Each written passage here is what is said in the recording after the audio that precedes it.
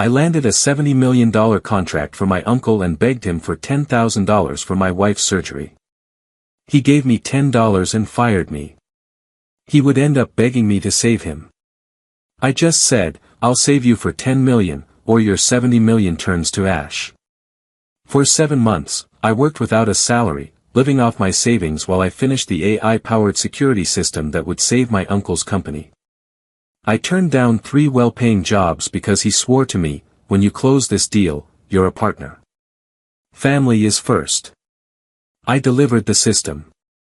The next day, my uncle signed the contract with Iron Bank for $70 million. That same morning, my wife collapsed.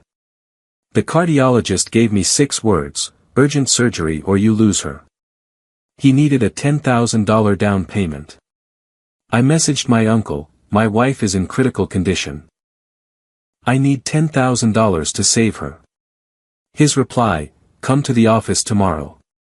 I practically ran into the building, thinking he was waiting for me with the check.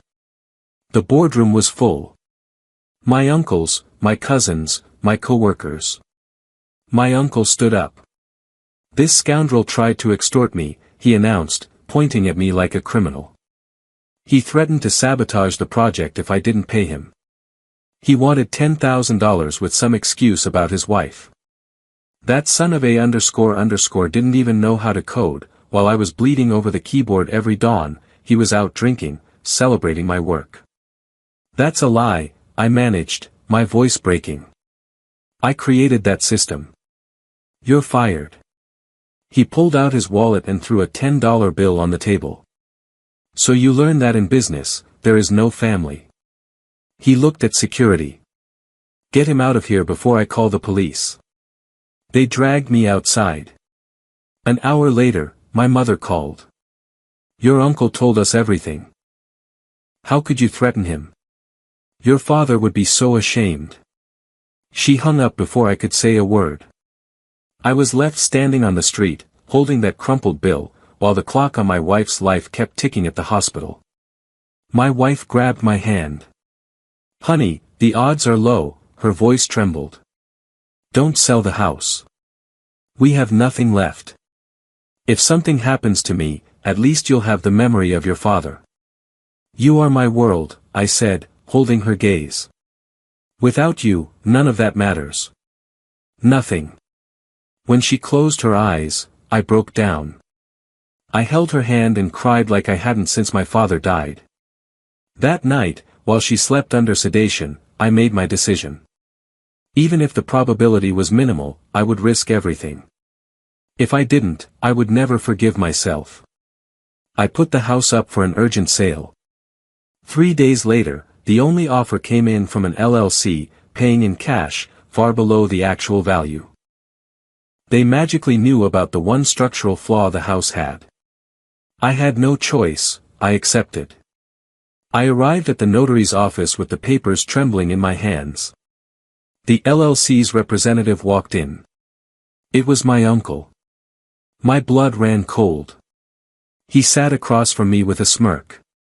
We signed in silence. When it was done, he leaned in and whispered, a bargain. Thanks for making me rich. Mediocrity gets the poverty it deserves. I walked out of there. Something inside me shut down. The rage, the pain, everything. There was only a terrifying calm. With the money from the sale, I paid for the surgery. It cost more than planned complications, more procedures. Every penny evaporated in operating rooms and medications. But she survived. I lost everything, even the house, but I saved what mattered most. That was all that counted. That night, I slept in the hospital waiting room because I couldn't afford a hotel. A guard woke me up at 3 a.m. Sir, you can't stay here. I walked through the city until dawn with a backpack and my laptop, watching the city awaken as I became a ghost. I called my friend from college and told him everything. He was silent for so long I thought he'd hung up. Come to my place, he finally said. Stay as long as you need. His guest room became my base of operations. That first night, while he slept, I opened my laptop. I didn't look through old boxes or forgotten papers. I opened my personal laptop, the same one I used for work as the architect of the AI security system. I had built something my uncle didn't even know existed, a remote diagnostic interface, a developer's backdoor that allowed me to monitor and repair the system without being physically in the office. My uncle, that tech-illiterate fool, had no damn idea it existed. 3 clicks. I was in with root administrator privileges. I was no longer an ex-employee, I was a god within my own creation. I started with the emails on the company server. My uncle's inbox had additional encryption. It took me 15 minutes to get in. After that, it was easy. The HR director's inbox. I found it in less than 5 minutes. An email thread from 3 weeks before I was fired. My uncle giving explicit instructions to HR, prepare everything to fire David, but wait until Iron Bank signs and the first payment is secured. I need him to finish the system first. If he's still on payroll at closing, I have to give him 15% by contract. That loser doesn't deserve a cent. The proof I needed. He fired me on purpose to steal my percentage. It was all planned. But I didn't stop there. I accessed the accounting software. The transfer from Iron Bank was there, $20 million, the first payment of the contract. And right below it, less than 24 hours later, a $2 million transfer to a consulting firm called Phoenix Solutions. Phoenix Solutions. I had never heard that name in any meeting. I investigated the LLC. It was registered to a woman in the next town, Rebecca Montiel. The name meant nothing to me, but Google knew. What I discovered left me stunned. Photos of her with my uncle, 2 small children who had his eyes, vacations in the Bahamas on a yacht with the Phoenix Solutions logo painted on the hull. The date of the posts was 6 months ago, exactly when my uncle told us he had an urgent business trip to Miami. My uncle had another family, and he was transferring millions from the company to them. I stared at the screen until my eyes burned. It wasn't just professional betrayal, it wasn't just financial theft, it was systematic embezzlement, a double life, a secret family. I've got you, you son of a __. My phone rang. Unknown number. I answered without thinking. David? It was my uncle. His voice sounded happy. Perfect, you answered. I was just toasting to you. I stayed silent. I'm at your house. Well, my house now, he laughed. I'm going to completely remodel it. It's going to look incredible. Your father would be proud of me. I could hear the clinking of glasses in the background. Did your wife survive, or do you need another $10? I hung up without a word. I looked at my laptop screen, all the evidence glowing in front of me. The chessboard was perfectly clear. I had everything I needed, the proof, the access. And now, thanks to that call, the perfect motivation. And I had something else. My uncle had just made the biggest mistake of his life, he had underestimated me until the very end. I opened the system's code. It took me less than 5 minutes. A small, elegant, invisible modification. The system would begin to fail progressively in a few hours, just before the delivery to Iron Bank. No one would notice until it was too late. I saved the changes. I opened the security camera system I had installed in his office and his house as a pilot test. The idiot never asked who had administrative access. I could see everything, every movement, every meeting, every moment of panic that was to come. I closed my laptop. For the first time in weeks, I smiled. Tomorrow, my uncle would discover that the mediocre man he humiliated was the only one who could save him from losing everything. And I was going to charge him for every cent of my dignity. First thing the next day, my phone exploded with calls. My uncle's name lit up the screen again and again. I let it ring. 8 calls. 10. 15. Finally, I answered. I said nothing. David. The system is dead. His voice was broken, desperate. Everything is down. The delivery is in 48 hours, and I have nothing. I remained silent, just listening to him hyperventilate for a full 40 seconds. David? Are you there? I hung up without a word. 2 minutes later, an email arrived. David, I'll give you $50,000. Fix this today, and we'll forget the past. I marked it as read and didn't reply. I let him stew in his own panic. 2 hours later, I opened my laptop. The office cameras showed me complete chaos. The internal tech team had been trying to restore the system for hours. My cousin Martin was on the floor connecting cables to the secondary server, following instructions from the senior technician. I saw sparks, then smoke. Everyone jumped back. The backup server had just fried. My cousin stood there, paralyzed, his hands still in the air.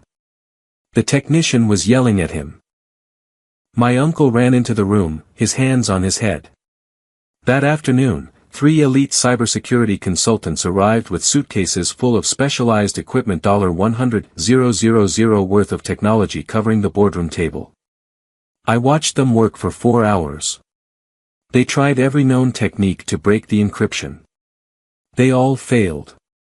The head consultant took off his glasses. I saw him talking to my uncle.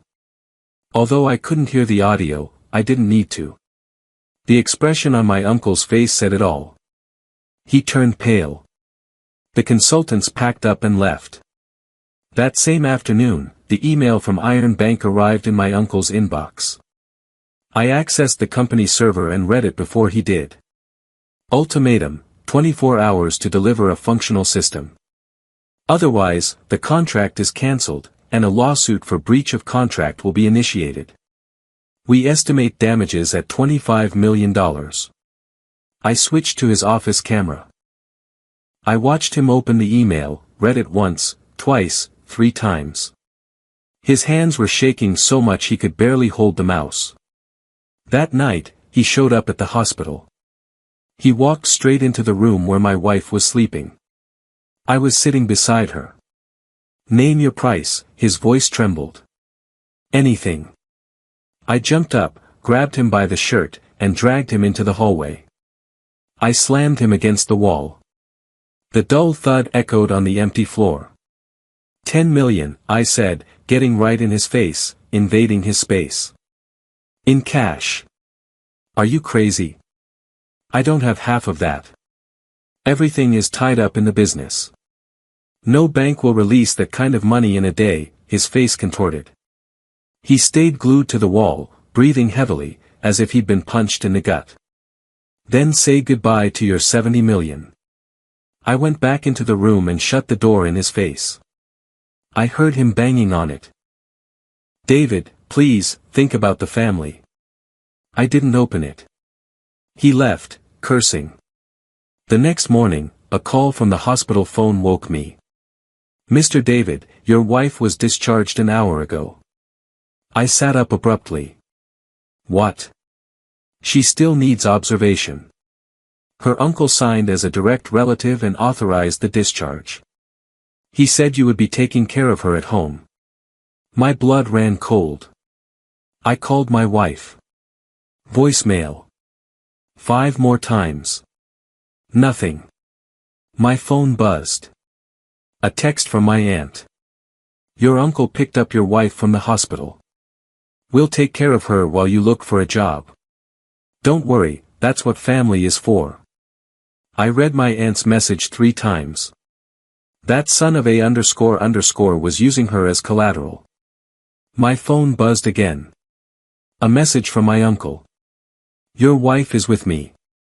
I know you'll make the right decision for her well-being. Screenshot saved. I wanted to destroy him. I wanted to go to his house and beat his fat ass. But I forced myself to breathe, to think. If I went now, I'd lose everything. I needed to stay in control. I opened my laptop and accessed his home cameras. It took me 10 minutes to find her. She was in the guest room, sitting on the bed reading a book. She looked fine, calm. I breathed. She was safe, for now. But I couldn't leave her there. That son of a __ had already used her as a hostage once. I called my sister. I need you to go to my uncle's house. Take care of my wife and don't leave her alone for a second. If anyone tries anything, call the police immediately. What's going on? I'll explain later. Just go now. I hung up. 20 minutes later, I saw her on the cameras. My sister had just arrived. She knocked on the door. My aunt opened it, they talked. My sister went inside, straight to the guest room. She sat down next to my wife. I breathed again. Now she was protected.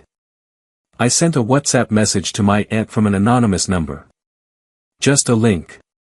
A Google Photos album. 47 photos, Rebecca Montiel with my uncle, the kids, the vacations, the yacht, everything. Thought you should know the truth about your husband. My aunt deserved to know the truth.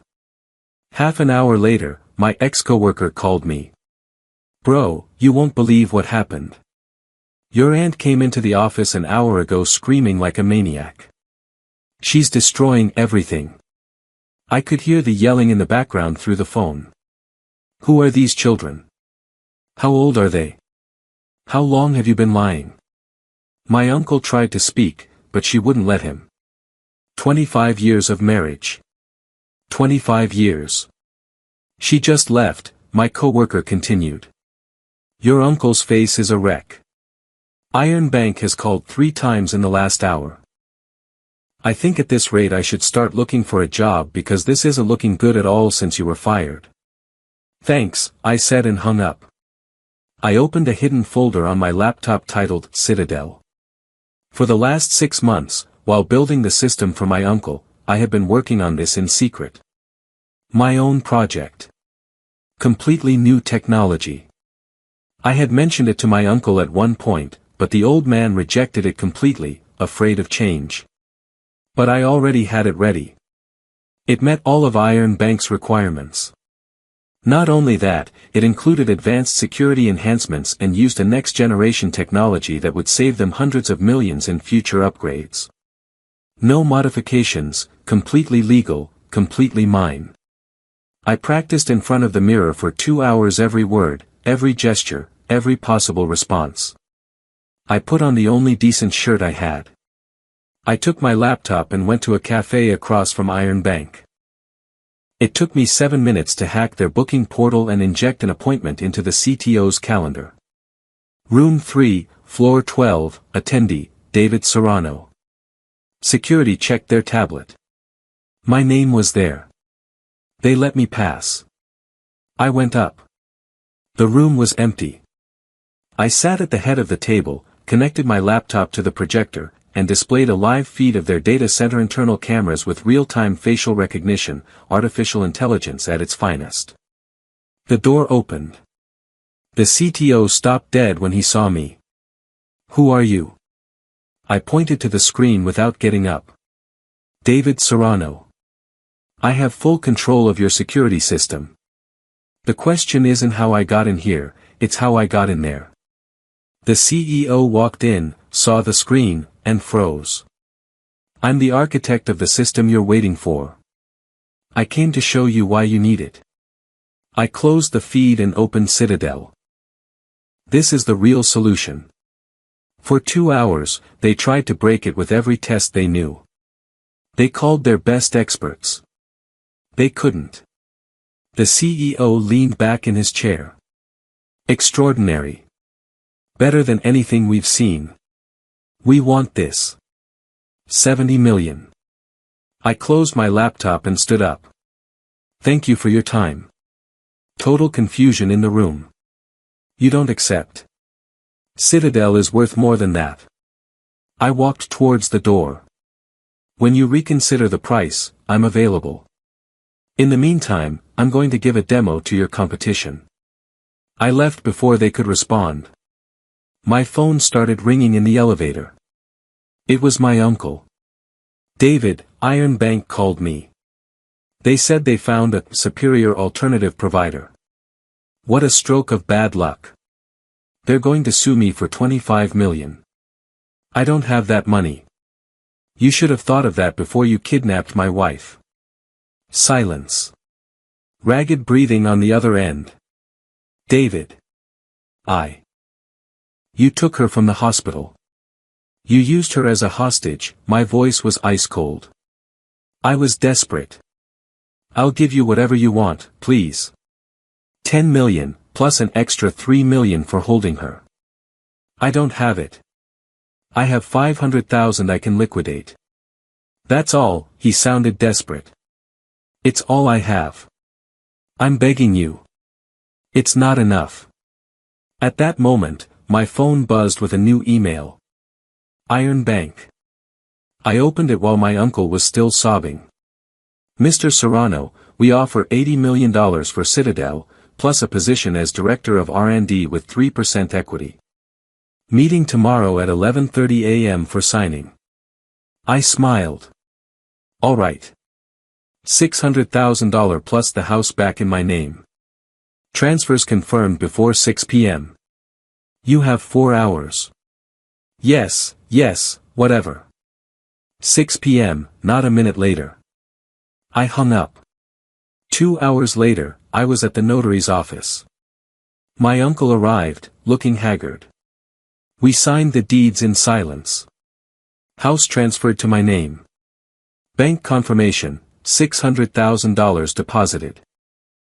I leaned towards him. Thanks for remodeling my house for free. I want it vacant by tomorrow. I turned my back and walked out. I got to my car and sat down, the deeds on the passenger seat. My house was back. I took a deep breath for the first time in weeks. I sent him the administrator passwords from my phone, the restoration commands, everything he needed. Then I drove straight to my uncle's house to pick up my wife. Are you okay? I hugged her. Yes, just confused. Your sister got here hours ago. She didn't leave my side for a second. We're going home. That night, temporarily settled at my sister's place while preparing to move back into my house, I checked my uncle's social media. Sometimes the biggest obstacles teach us the most valuable lessons. We keep moving forward. Always. The comments were all supportive emojis. I kept scrolling. Another post, an hour later, big celebration this Saturday, 7 p.m. at my house. Everyone is invited. Come raise a glass to the triumphs we built together. It's going to be an unforgettable night. More comments, congratulations. We'll be there. I smiled. Perfect. That was exactly what I was waiting for. I opened the corporate email and sent an invitation from HR to Rebecca Montiel. Surprise family celebration, Saturday 7 p.m. Bring the kids. Please RSVP. All the pieces were in place. My uncle had no idea what was coming. Tomorrow, I would sign with Iron Bank. Meanwhile, he still thought he had saved his contract, that he had recovered the system, that he had paid only $600,000 and gotten off cheap. He didn't know that Iron Bank had already cancelled his contract, that the lawsuit would arrive in 72 hours, that I had proof of every one of his crimes. He knew nothing.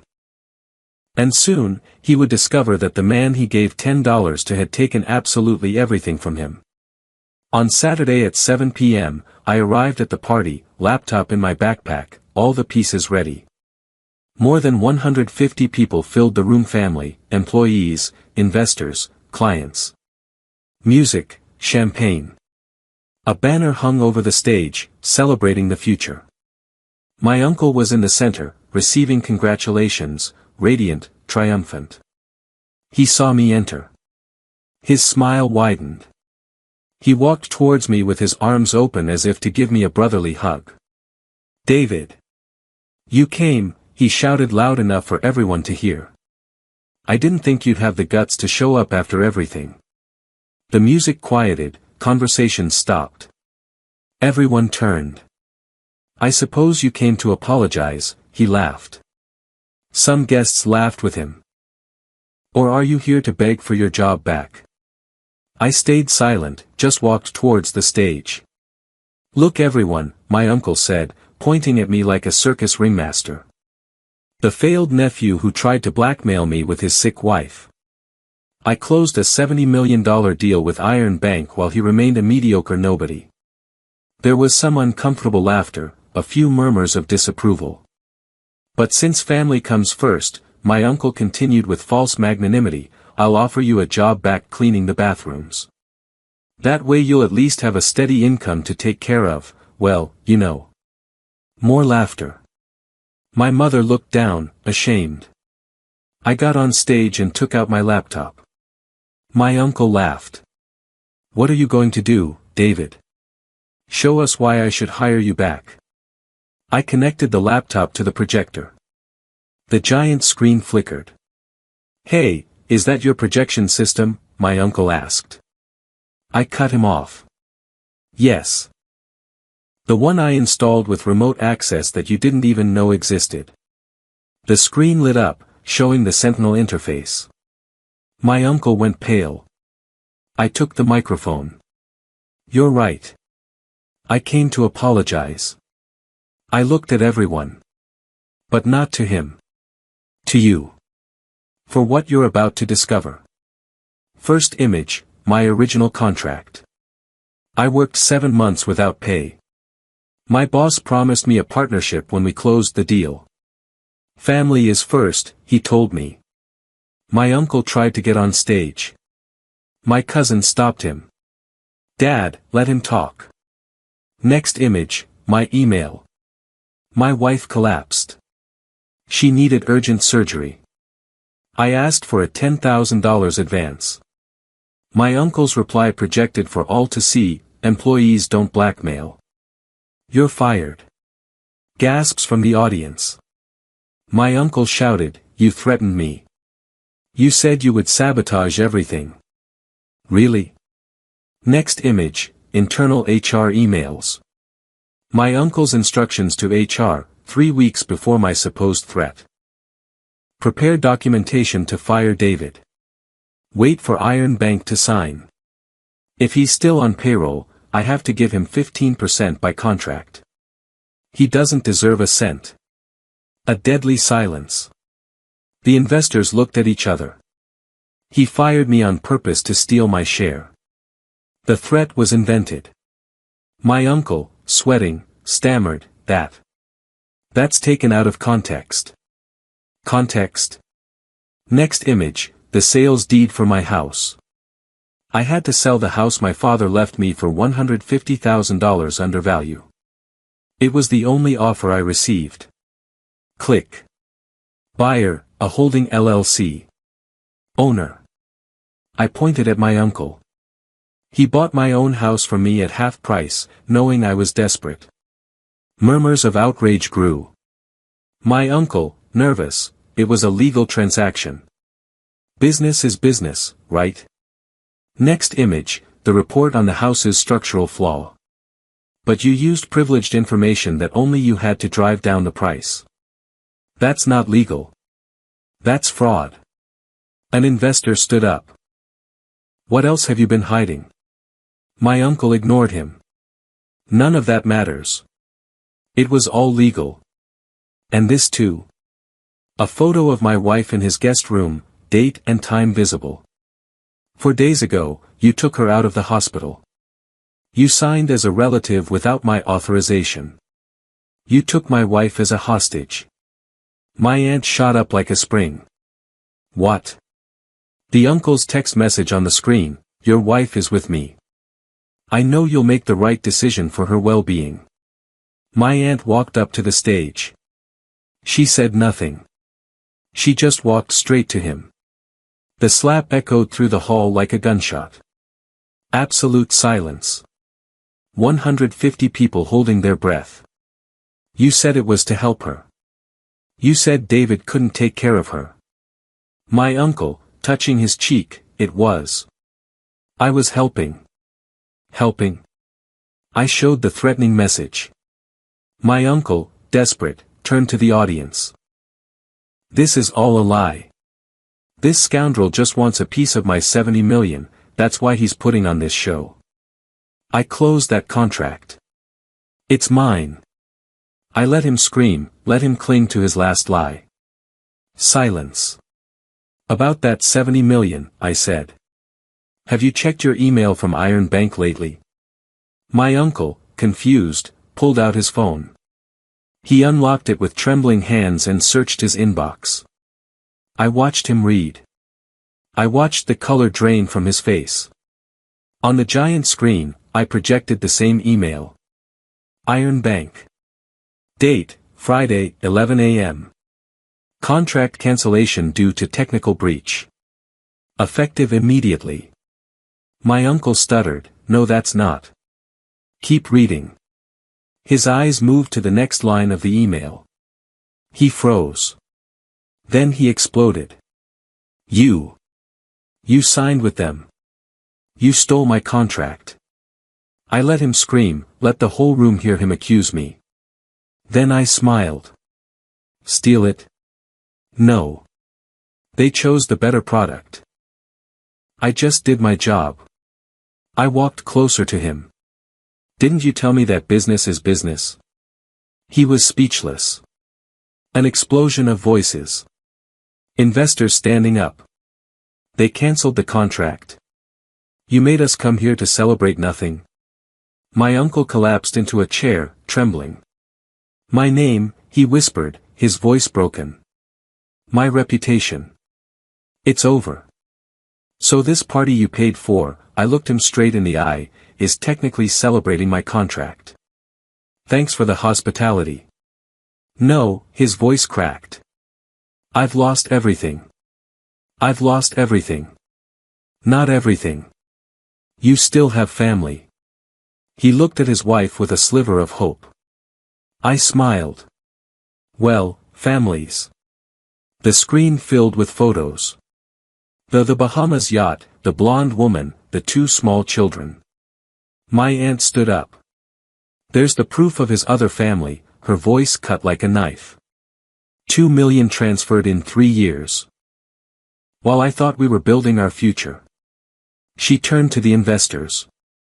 You want to know where the company's money went? To maintain his second life.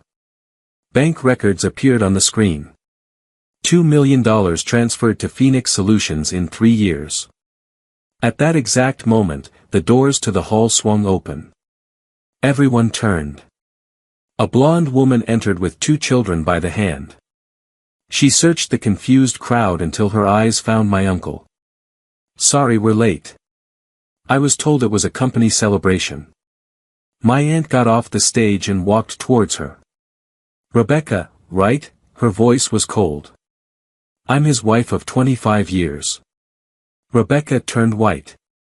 Wife? He told me you were divorced. We had dinner together last night. Rebecca spun towards my uncle. You lied to me this whole time. The 2 women walked towards him. The uncle backed away until he was cornered against the wall. My aunt stood before him. 25 years building your empire, she said, then pointed to Rebecca, then the photos on the screen. Now you're really screwed. You're leaving with nothing. She took off her wedding ring and dropped it on the floor. 25 years. Wasted on you. The uncle slumped against the wall. The room erupted. Investors demanded explanations. Employees recorded with their phones. My family was in total shock. I calmly disconnected my laptop and walked off the stage. No one paid any attention to me. They were all surrounding my uncle, who was sitting broken, his head in his hands. I walked to the exit, stopping beside my uncle. He was surrounded, destroyed, sweating, shaking. I looked him in the eyes. I didn't say anything. I didn't have to. I walked out of the hall as chaos exploded behind me. The doors closed. Through the windows, I saw the banner celebrating the future. Ironic. I took out my phone and texted my wife. It's over. I'm coming home. To our home. I turned and walked away without looking back. For the first time in months, I took a deep breath. The night air had never felt so clean. 3 months later, my house was unrecognizable. New walls, furniture we chose together. Every trace of my uncle was erased as if he had never existed. My wife is fully recovered, stronger than before. This morning I saw her in the garden planting roses, and I realized something. For the first time in years, we are both truly alive. Not surviving.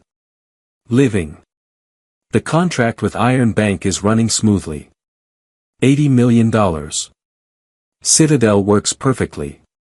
3 more companies are lining up to hire us. My reputation isn't just intact, it's better than ever. My uncle lost everything in 20 days. 8 investors sued him simultaneously for $4.8 million plus interest. The judge ordered a total seizure of his assets. My aunt was faster. She filed for an express divorce before the accounts were frozen. She took everything she could legally salvage and left him with nothing.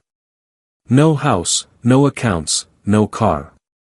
The last I heard, he was living in a $35 a night motel.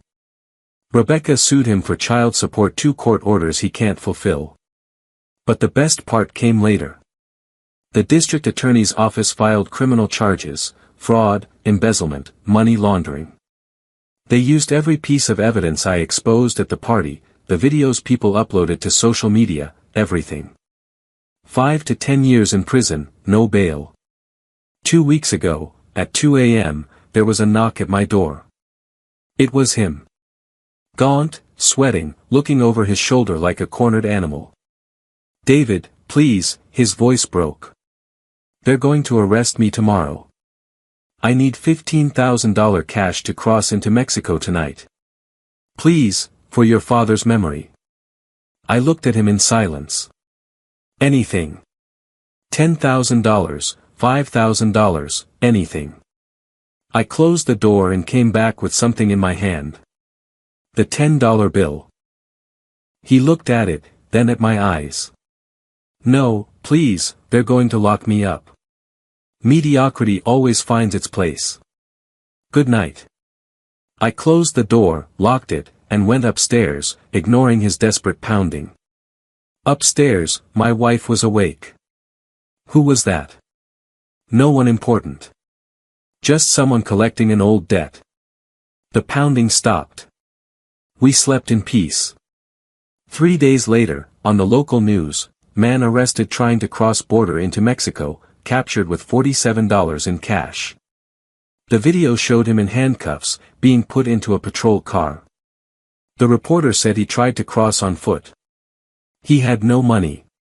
They stopped him on the international bridge. My wife said, "Isn't that?" I turned up the volume. He faces multiple charges. The prosecution is asking for 10 years without the possibility of parole. I turned off the TV. "He came to ask you for money that night," she stated. I nodded. "And what did you give him?" "Exactly what he gave me." She said nothing, just hugged me. Last night, we had dinner in the garden of our home. Sunset, she was completely healthy, and I was at peace for the first time in years. "Any regrets?" she asked me. "None," I said, holding her close. Sometimes people ask if I went too far, if I should have shown mercy. But when someone steals everything from you and humiliates you in the process, mercy is a luxury you can no longer afford. My uncle taught me that in business, there is no family. I taught him that in justice, there is no mercy. So, Reddit, was I too cruel for denying him that money to flee, or did I simply give him exactly what he deserved?